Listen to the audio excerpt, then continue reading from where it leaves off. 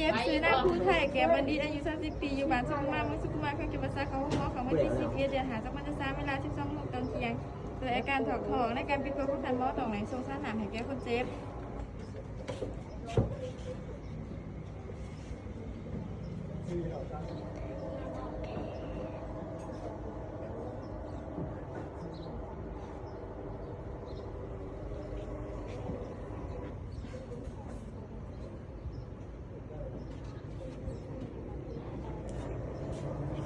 สบายดีเลยซื้อยังเด้ ผู้ไทยอายุจักปี อายุ30อยู่บ้านได้เด้ บ้านสุกุมาเมืองสุกุมาแข่งกับภาษา โดยน้องซื้อสุดาจะทักไซเดอร์เป็นนักศึกษาการแพทย์ที่ประสงค์ในการสงสารหนามแมนทดแทนหนามที่เสียไปเฮ็ดให้เอ่ยมีแห้งขืนจากการอิดเมื่อย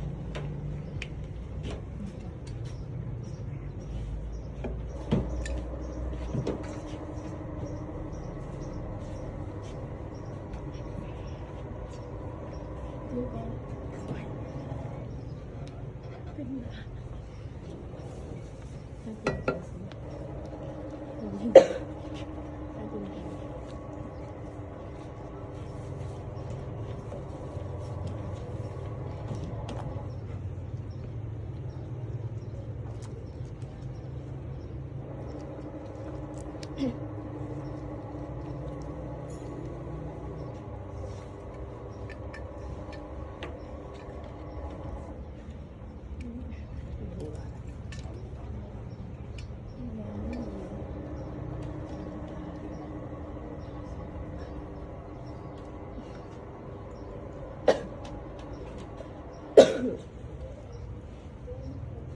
ลย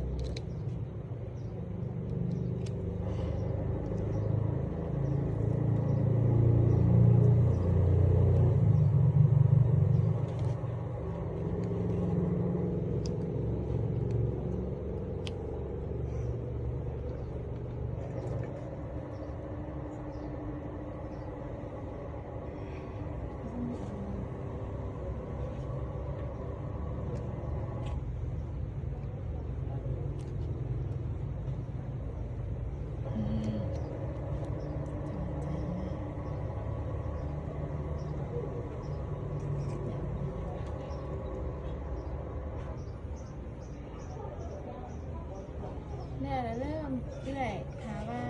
มีเหลือดไหลออกมาแม่นให้เอื่อยแจงหมอหามให้เอื่อยปล่อยน้ำในการไหลเลือดเองเด้อเลื่อยพักผ่อนตามสบายเด้อ